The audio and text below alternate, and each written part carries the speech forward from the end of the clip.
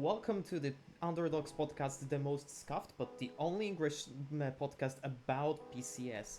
I'm here with my guests, KMT and Molecule. KMT is a CFO Academy coach for many years in the organization. He won the PCL for the second time this year. And I also got Molecule, who is a known analyst. He worked for GAM, he worked for Frank, he is active a lot on Twitter, um, and as far as I remember, you are currently free agent, right? Yeah, I'm chilling. Yeah. We'll see what happens next year.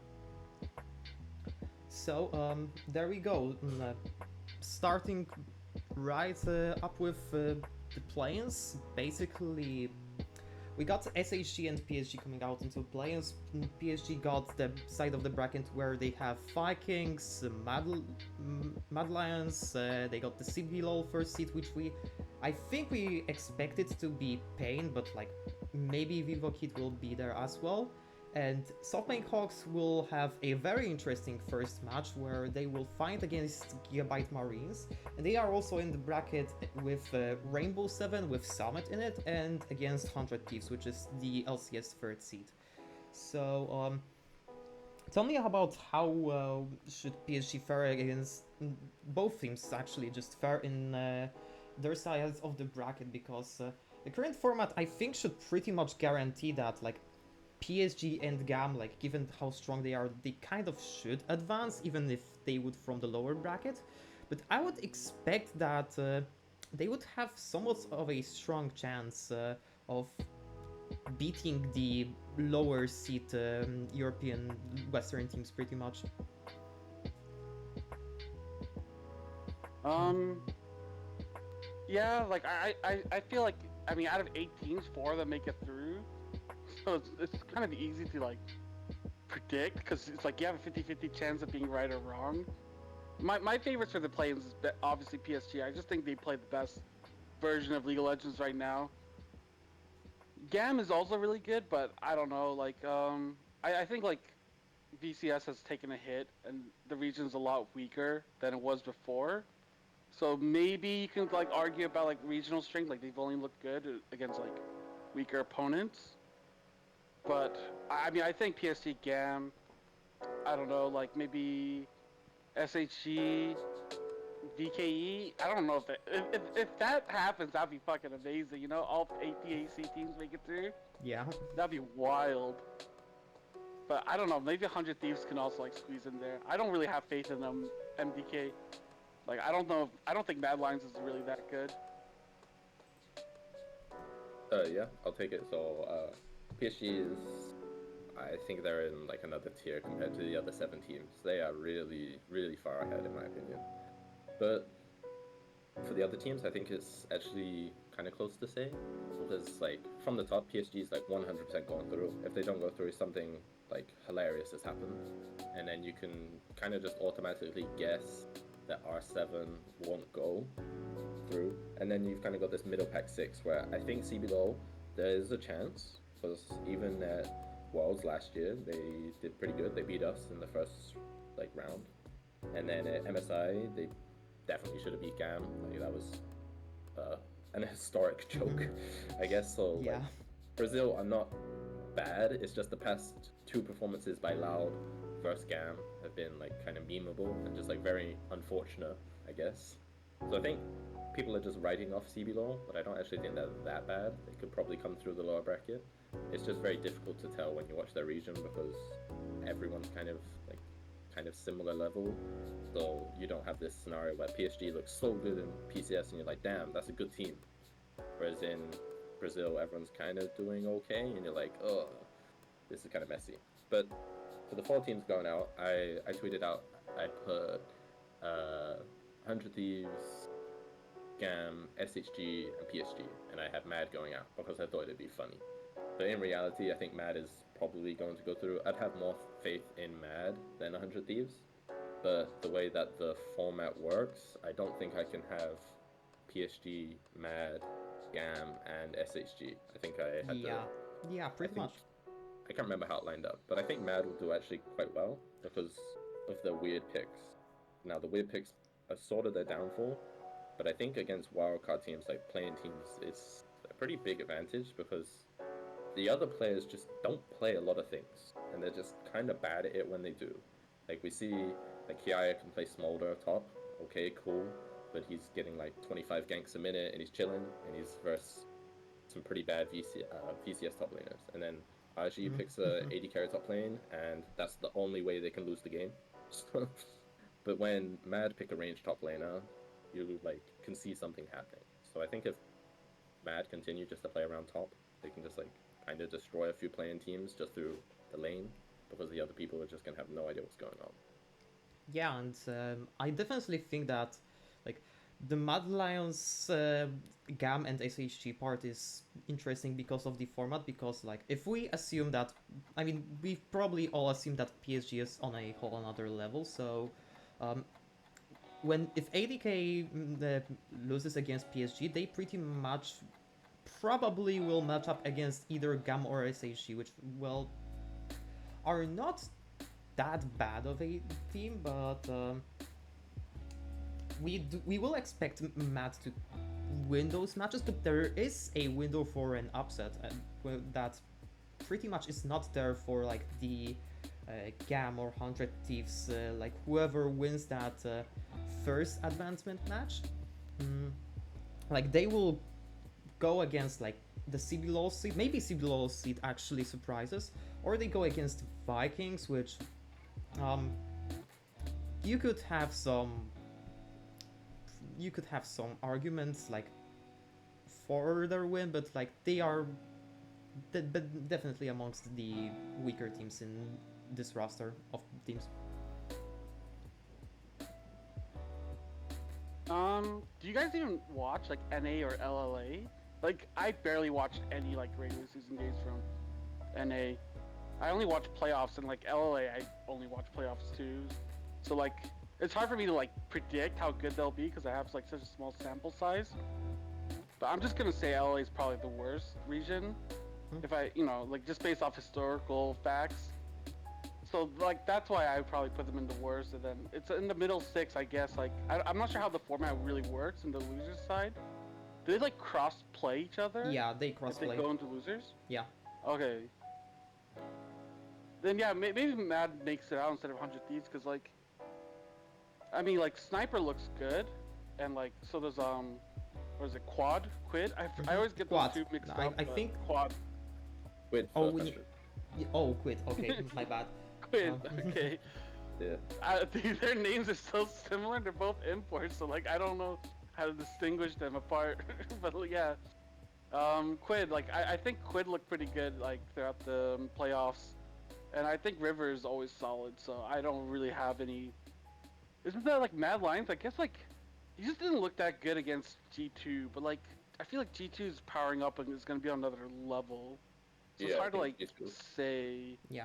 I do like Mirrorwind a lot though. I think it's like champion pool and top lane gives them like a huge advantage. And I think Supa plays like really solid.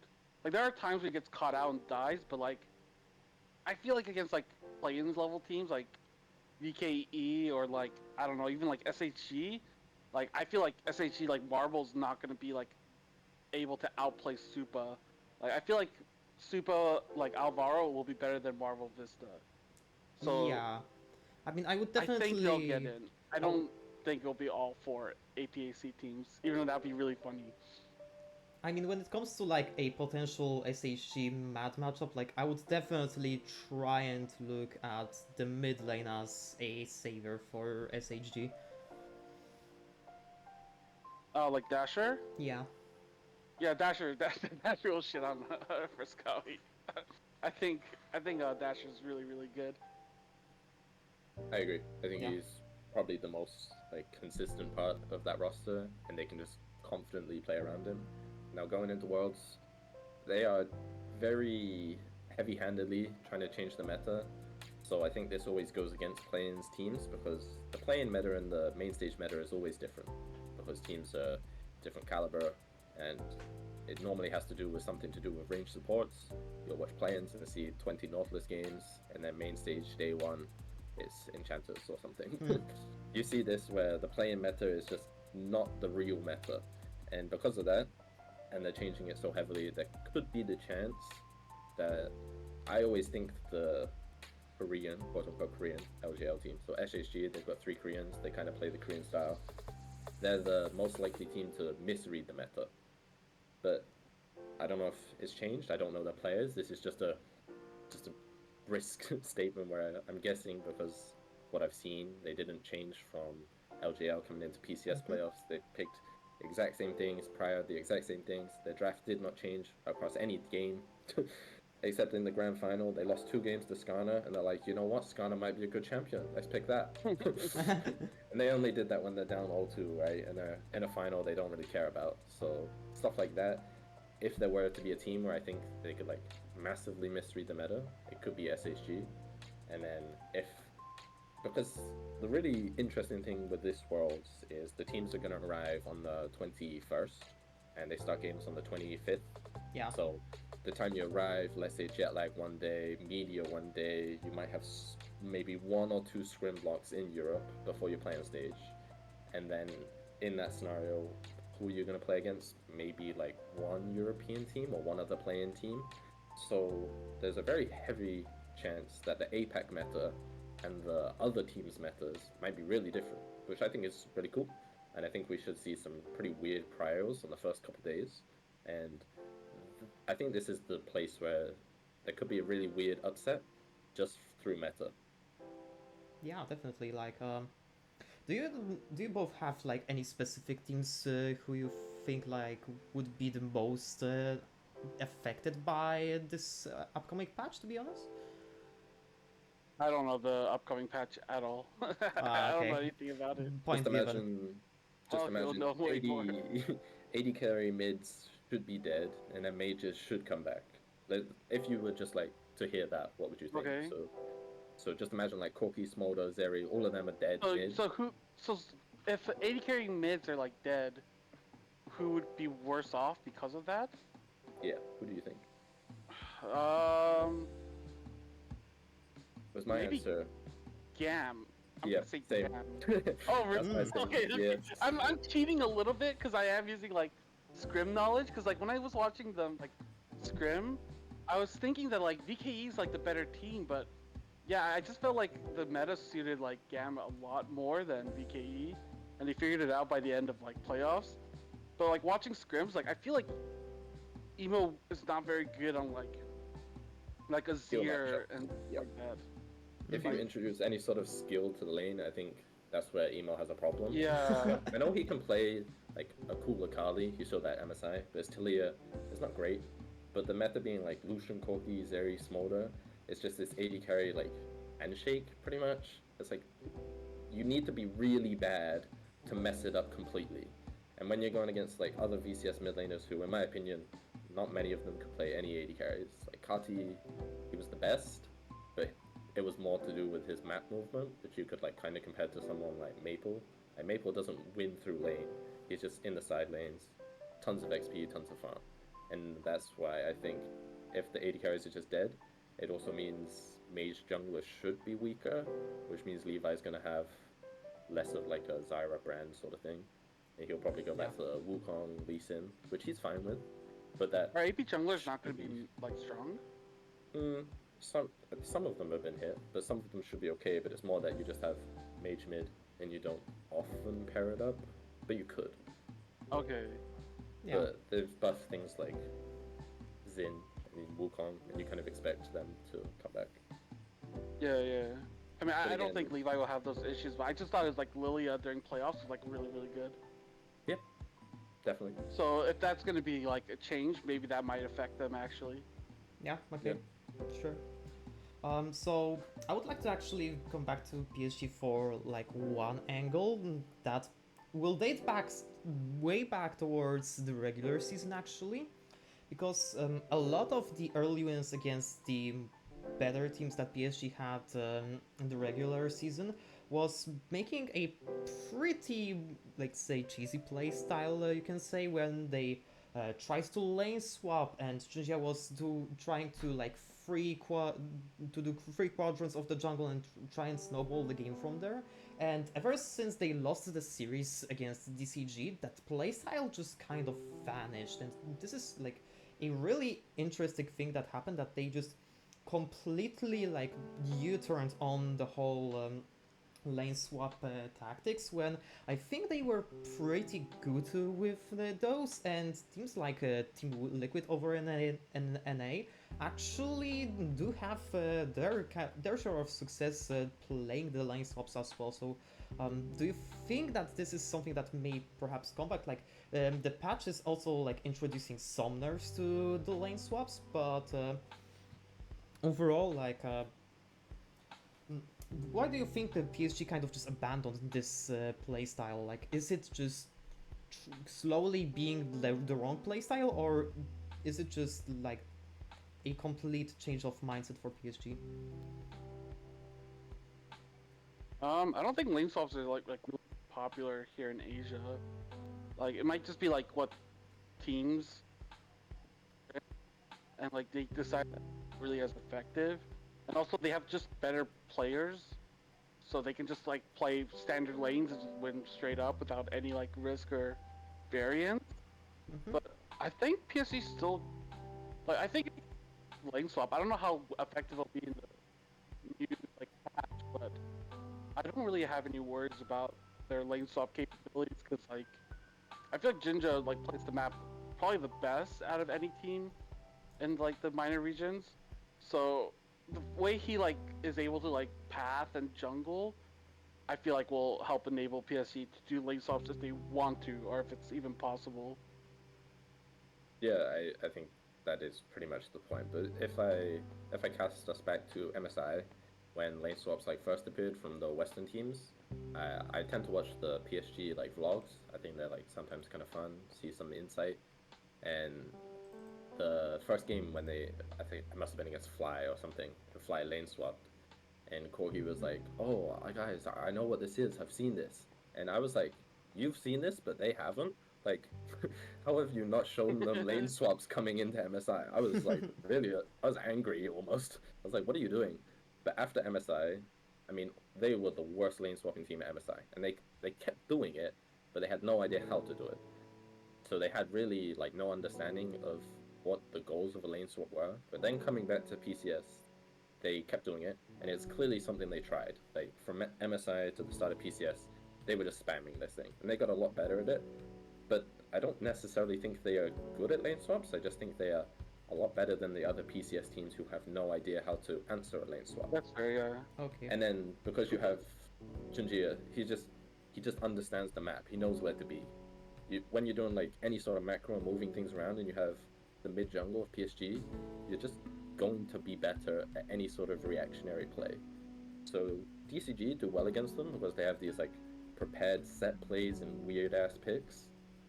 So PSG are kind of struggling and on the back foot, but when PSG like, start making plays, the other team struggles to react. So I think they kind of just gave up on it just because they felt maybe we're not actually good at this, and other teams are just trolling. But I know the lane swap meta in LCK came pretty weird. I think it was started by T1, where it was just a swap after like a couple waves, and it was just kind of just a remove variance from the first like few waves in the first couple minutes of the game, and you didn't really get much of an advantage. The only advantage was maybe your bot didn't get smashed or your top didn't get smashed. But if you look at PSG, Haji almost always has a winning match up top, so hey, we don't want to lane swap him. And two, bot lane is going to win 2v2 versus pretty much everyone anyway, so why are we removing our win con just for the sake of doing a lane swap? And I think they slowly realized that. And then they were like, okay, let's do this. But if you mentioned TL play a crap ton of like Ornn in weak side top, and that's not PSG. Yeah, I guess so. Like we saw how like impactful Rumble was in that finals against SHT as well. So that seems fair. Camp is OP. Yeah. So moving on, like let's talk about the other teams that went into this playoffs. Like we've had DCG pretty much welcome to the Most Scuffed Podcast. Sorry. We've had like DCG just having a big slump, just winning that one series against DFM, having the very back and forth best of 5 against SHG, and then they just got silently 3-0'd by CFO. Just it kind of seems out of nowhere, but like you could have kind of seen it coming from like the previous series that they've had when Gory was actually in. Like, is it really just because of the like lower bracket matchup that they've had? Like, did DCG actually had like a greater chance against like Franks and the other teams had they had a second chance, or do you think that it was just over after that 3-2 by SHG?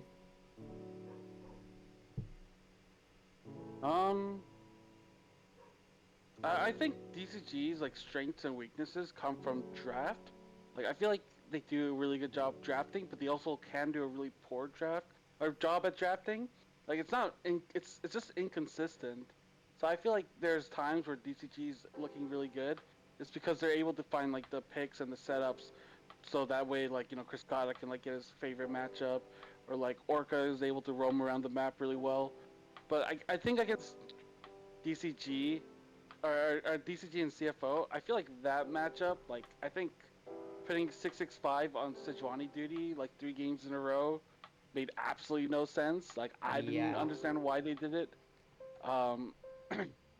I think like Gory outplayed Chris Scotta, which is like something that hasn't happened at the time.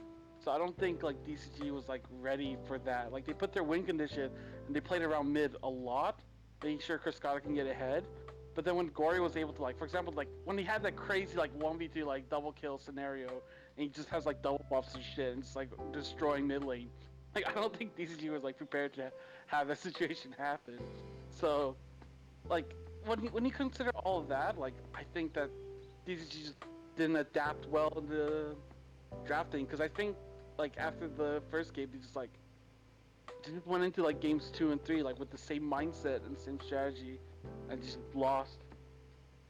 Yeah, so I'll start with the first series against SHG. I actually think they were probably the better team on the day, but as you just said, the drafts, they consistently win and lose the game in draft, and that is because they have absolutely no idea if they are winning or losing drafts. They just pick a load of crazy picks, and they're like, yeah, I lane counted him, and then they picked all 5 champions, and they're like, wait a minute, our comp is completely ass. And that happened a lot. So they just kept picking like fun champs and like counters, and sometimes it works because the comp has some things going for them, and they normally had a good early game from 665, and that could like transition the game. If you have lane counters and a good early game, you can win a lot of games just off that. But they were not getting the early game leads. The comp kind of sucked, and their lane counters weren't winning, so the comp just was bad, and they couldn't function from deficits. And then the series against SHG, I don't understand. Like, it was such a disgusting series from both teams. Now SHG,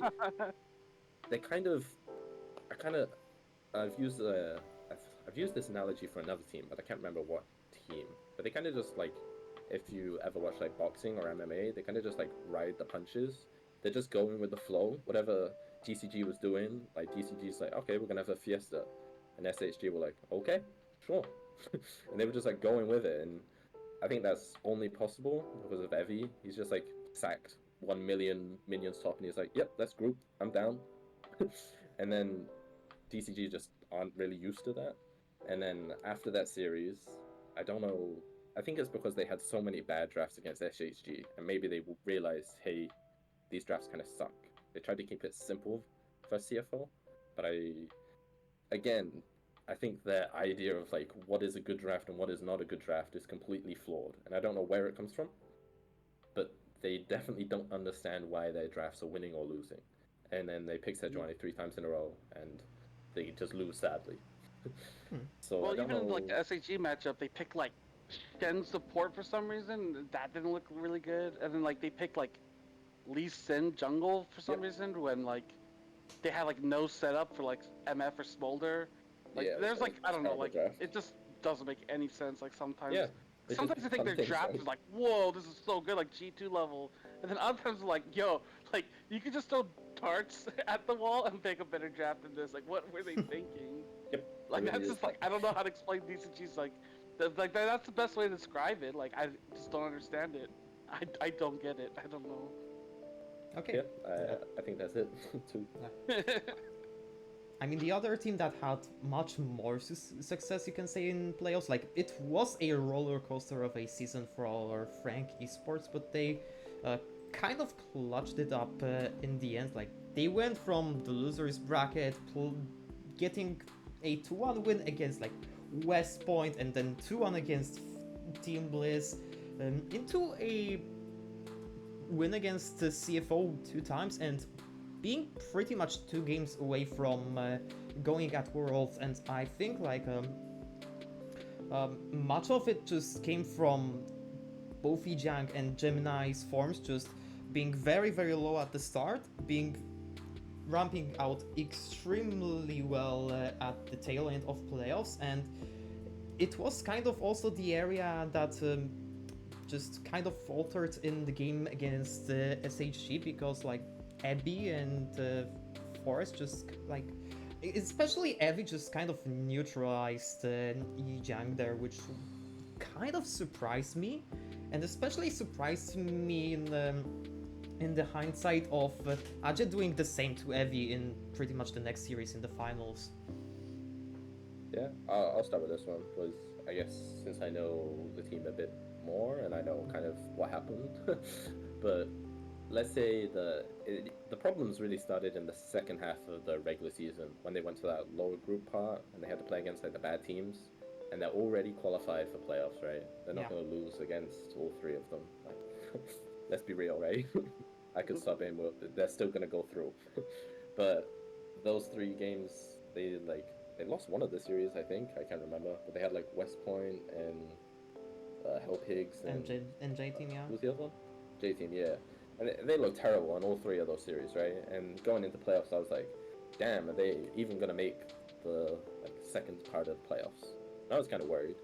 And then the first series was the first one on stage for a lot of the players against Team Bliss. And then they won the first game. It was like almost a perfect game. And then the second game, Zhang just like completely runs it down, and it's a 50-minute banger. And then everyone was tilted. And then going into game 3, Zhang was like feeling sick, I think. Apparently, he suffers from travel sickness, and then they took like the bus or whatever to get to the studio, and apparently he was like kind of feeling off, and then he just completely ran down game 3, right? And after that, it's like, holy crap, we lost to Os. We are truly terrible. So it was like a mega mental blow, and I'm pretty sure they cancelled all scrims for 1 week. They took like a couple days off, just like chill out and just reassess and just be like, all right guys, we're not that bad. We can like easily beat all of these teams. Let's pick a couple comps, let's keep it simple. And then going through, I think they started to pick up momentum, right? And I think it came from starting to just put eggs in the basket of Wako, just like scale, put them on Zeri, just get late game. Wako will carry, it's fine. Could have like 4 people inting, you're gonna get late game, and Wako's gonna carry, it's fine. It's fine for the play-ins part, I guess. Yeah, I mean, it's fine for play-ins. And then just getting a couple wins, you just get confidence back. And then all of a sudden, hey, my top laner's not inting, my mid laner's doing fine, my jungler is existing. Like, things start happening as soon as you win. Like, I think it's a really hard thing to tell as a viewer. Like, looking at a team, you're like, why do they suck? And then they just win a couple games, and they're just like, oh my god, they're so good again. And it's just completely down to the human factor, right? They just, one day, they just want to suck. The next day, they're feeling good, and everything's clicking. And that's kind of what Playins was. They came in pretty bad, they were tilted, and then they just started winning, and then they're like, alright, we're not actually bad. But the CFO series, I see it differently to Sky, so the Frank head coach. He thinks they should have won 3-1. I said to him that you could have won this series 4-1 or lost 5-0, because one game CFO stomped, and then the other 4 are like 40-minute games decided on one fight. And it's like, you could easily lose all 4 of these games. or you could win all 4 of them. But he was like, nah, we definitely should have won 3-1. Like, okay, sure, whatever. But the point is, like, that series was like the most, like, the easiest way to see their style, where they were just like, let's just scale and just try to win a fight and hope for the best, because they've got good players, they're going to be able to scale, no one's going to get blown out. And then after they beat CFO, obviously, like, the vibes are really, really, really good. And then they were able to make a decentish run, and then the second game against CFO, I think they just had really high confidence, and everyone was just playing really well that day. And then the final, I guess, against SHG, the lower bracket final, where John got, like, gapped by Evie. I think it's just, like, kind of expected, in my opinion, where in that game, I think there was a lot of draft issues, and that just stems from them just running out of champions. When you've played so many games, and another team has seen it, you kind of just get stuck when you're like, oh no, okay, they've seen us play this, we don't know how we're going to play this. And then Evie is just like the ultimate counter guy.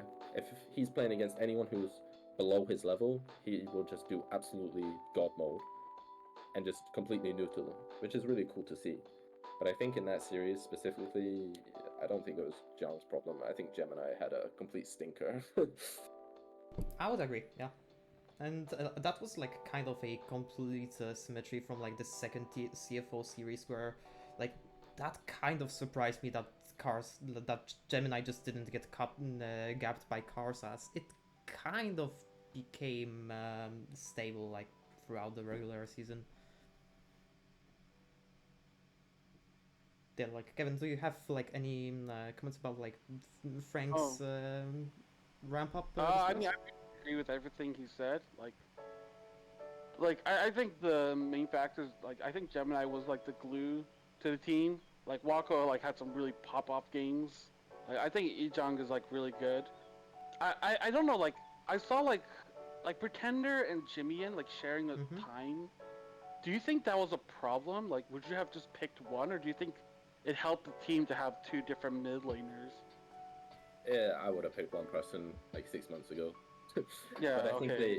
I think the problem was 6 months ago or whatever. I think Jimmy was a much better laner, but Pretender the team just worked a lot better with. But over time, I think Pretender became the better laner, but Jimmy could play Yone, which was like the one pocket pick they had for the summer. But yeah, I would have picked one turn. You just got to stick with it. You're just like splitting scrims, you're splitting stage. Yeah. I know when Pretender played against PSG, he got subbed in game 3. He said he didn't play scrims for a long time. Oh. He wasn't expecting to play. So they kind of just like swapped them, because both of them are really good. So you just don't know who's gonna like. It's hard to guess, because each draft is gonna be pretty different. But you're still PCS level, so your drafts aren't crazy unless you're DCG. So you put yourself in this narrow window where the draft might go one way or another, and you're kind of just at the whim of the enemy team and their drafting. And then you just kind of hope for the best. So like in, what was it, game 4 against SHG, they just picked Lucian mid. And they're like, okay, Jimian, try to win lane, do your thing. And he comes in and he was just like losing lane and just like not very good. So it sucks, because if whichever one they picked, they would have been better off. But I'm sure there's some reason to why they had to share the spot. I don't think anyone at all would like to be in that situation.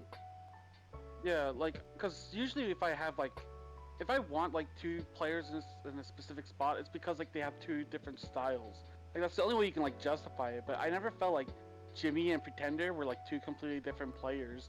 It just felt like they're like basically like the same.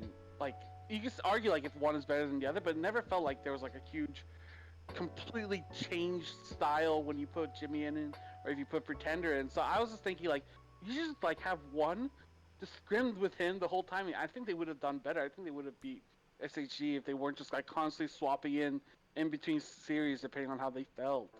Like, that's just me. I like Jimmy in more, so I would have put him, but I'm pretty sure others like Pretender more.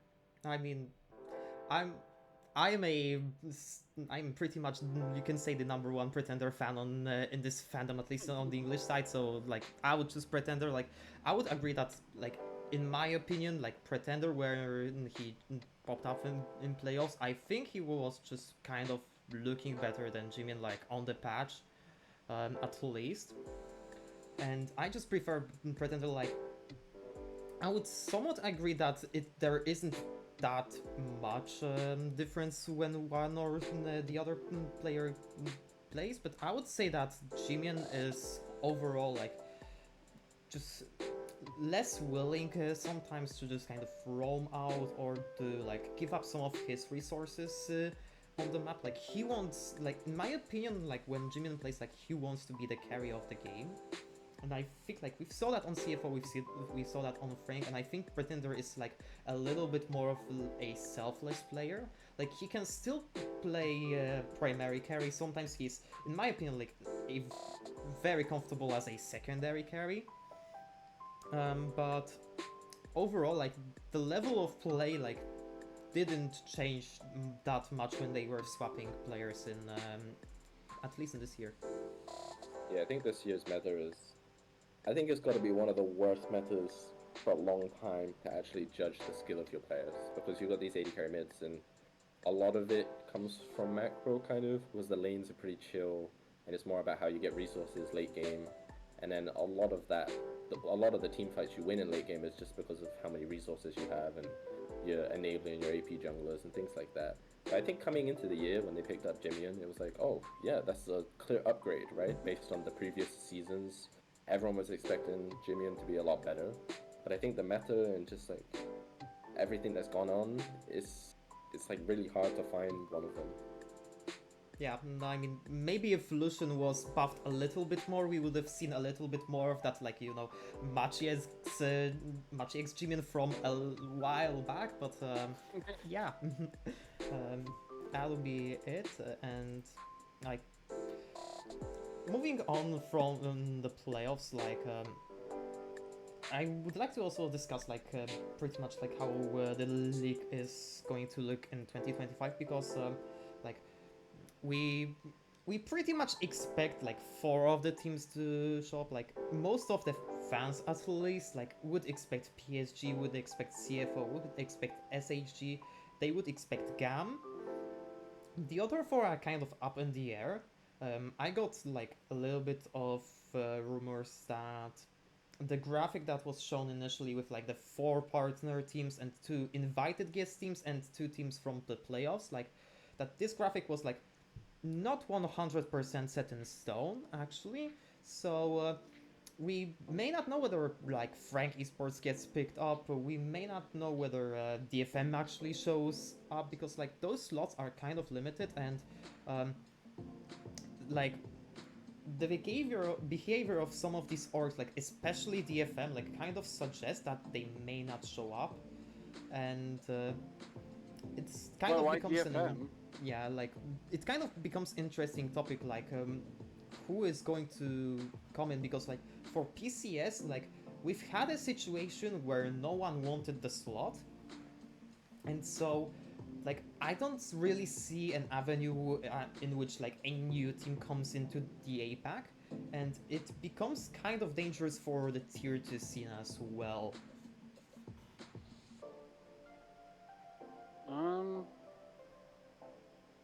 I guess like it's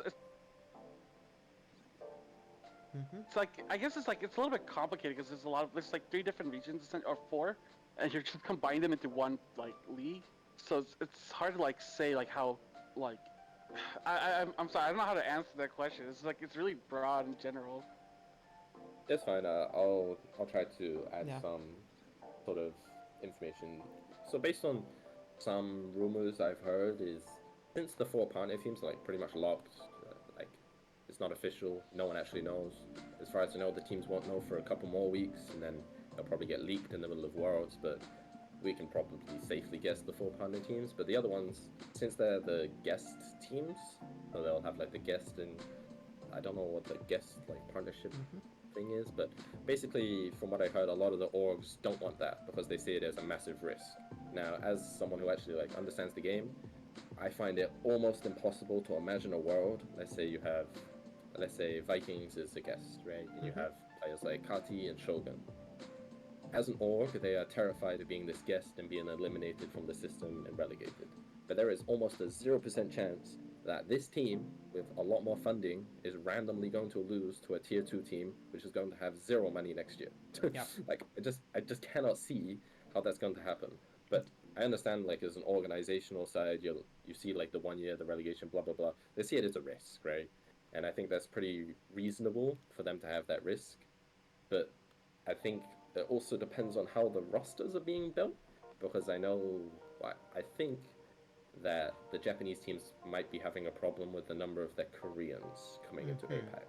So the teams which have the 3 Koreans or more, or whatever, that might be a problem.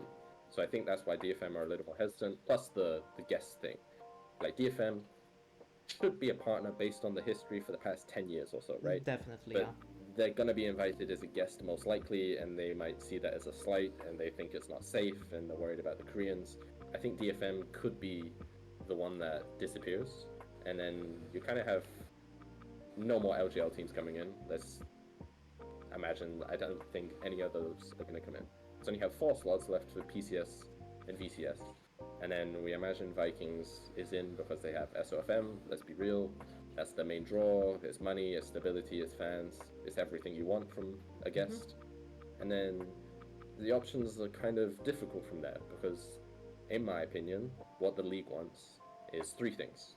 They want fandom, so they want popular organizations. So orgs that, I don't know, make content, have a lot of fans, something that's interesting about them. It's not necessarily the players.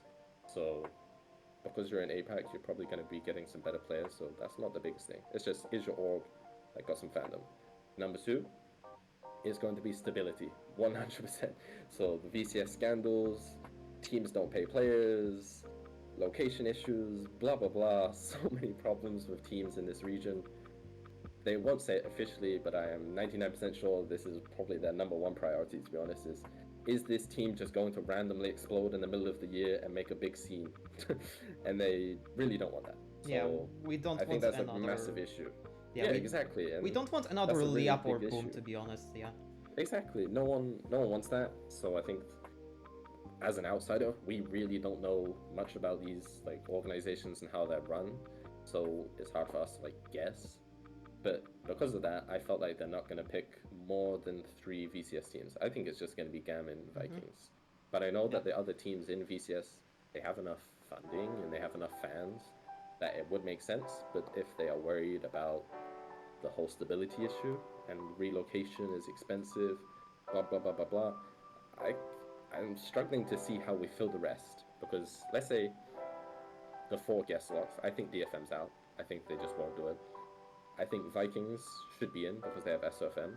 And then you have 3 slots left for PCS teams, but I don't really know who.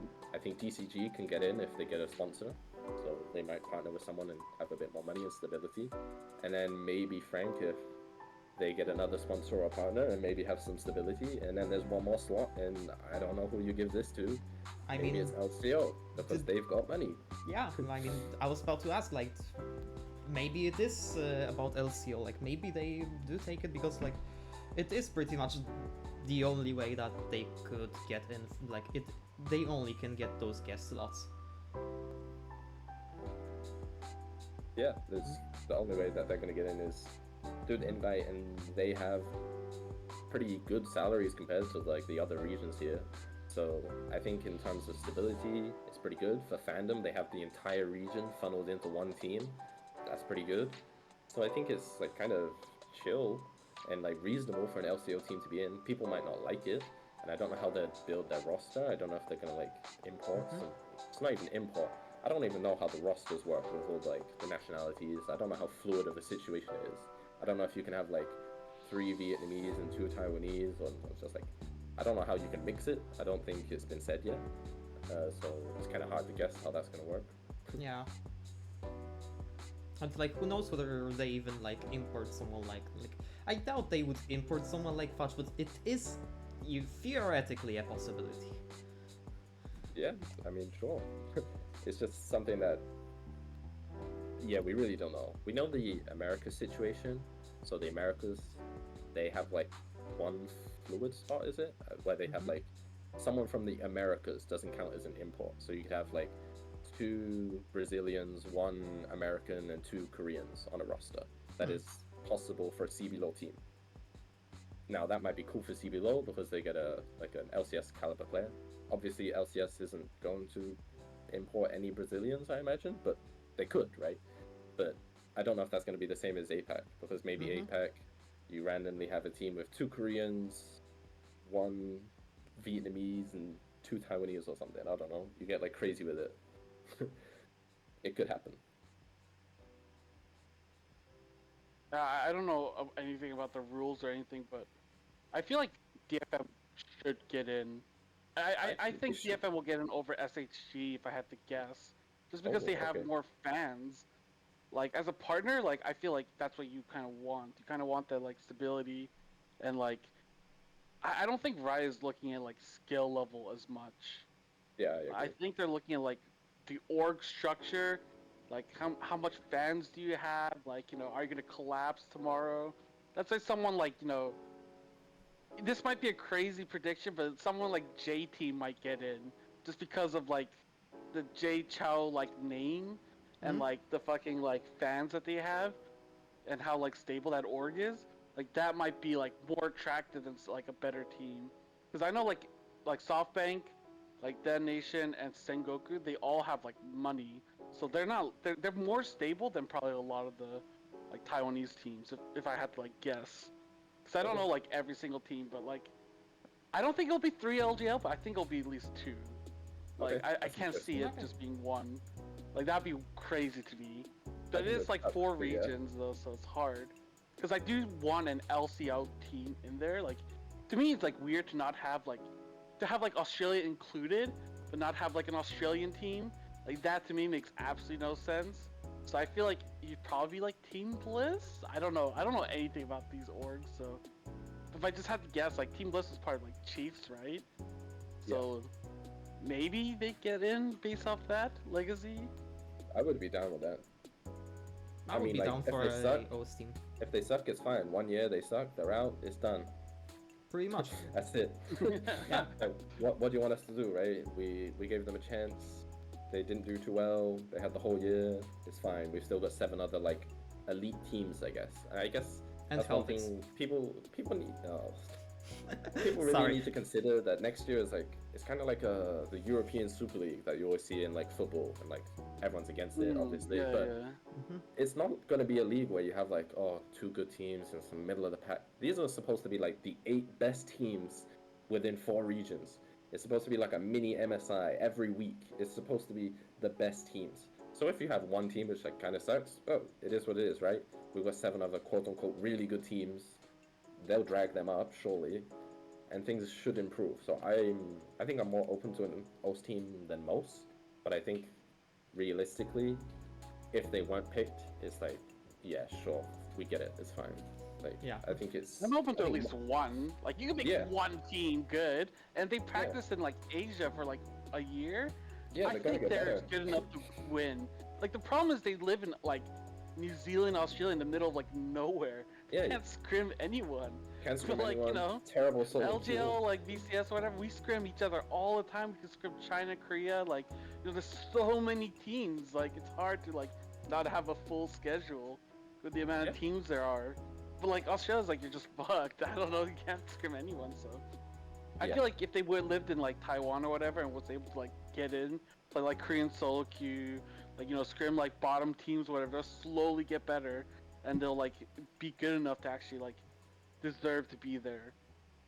Yeah, I think they could improve really easily, but that's kind of like it's like a development slot, you could call it. It's like, we hope LCL gets better. We hope they improve over the year. I mean, that would be, like, amazing if it actually worked out, though. So, like this is a risk, in my opinion, that would be worth taking. Yeah. I mean, I think 8 teams is kind of limiting. I think it could easily be more. But the problem is, it's like the global thing. Like, yeah, like...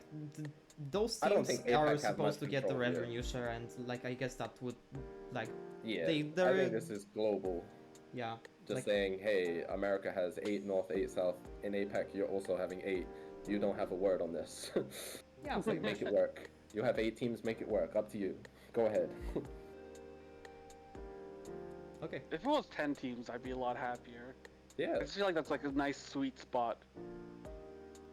yeah. Even like just start with like 8 is rough, but starting at like 10 or 9 and then going down would be okay if needed. But I think Yeah. I think they're just That's worried true. about like stability, and they've already cut teams before, and it's just everything in the global system is kind of pants. Like I'm pretty sure we're gonna see some LPL teams cut as well. So I thought I had a cool idea that maybe an LPL team gets cut and they move to Taiwan. I thought that could be something, but realistically, the teams that are gonna get cut from LPL are the teams with no fandom and no one cares about them. So why would they join APAC? Yeah, sure. I have no idea about the situation there. I saw that Reddit post about like EDG's manager complaining about like the current situation, but like I don't know what it's like there. Like it seems good. It seems like people are watching. It seems like there's like fans, but Yeah, knows? I mean, there's a couple orgs there which no one really cares about. well, yeah, but that's like the same for every league, though. Yeah, but as we're moving into a system where like we're trying to cut as many teams as possible because then the other teams get more money from like the whole global revenue thing. Every other team, like say JDG and Ultra Prime has like 5 fans, and that means your cut is slightly less. You're like, get them out of here. We don't want this ass team in our league. So you can see that quite easily where a lot of the teams are gonna try and kick out other ones to increase their piece of the pie. Okay. Yeah, that makes sense. If I had to like share money with like a bottom tier team, I Yeah, would you'd probably be be pissed. annoyed if I was like if I was PSG and I looked at like the worst teams in like APAC or whatever, I would be annoyed that like PSG puts in all this funding and like the bottom teams just like get whatever and don't even pay their players. This Yeah. generic bottom team, by the way. No one in Yeah. particular. Yeah, No one okay. particular. So, well, just like the PCS, like it will start with PSG and it will end with PSG. Like, I hope that this team will just show its worth past the play-in scene. Like, I hope that it goes like top 10 at least. I think it will be a good benchmark for them. Like anything beyond them is a success. And so I would like to thank you both for being the guests on this show, and I will see all of you listening and watching in the next one.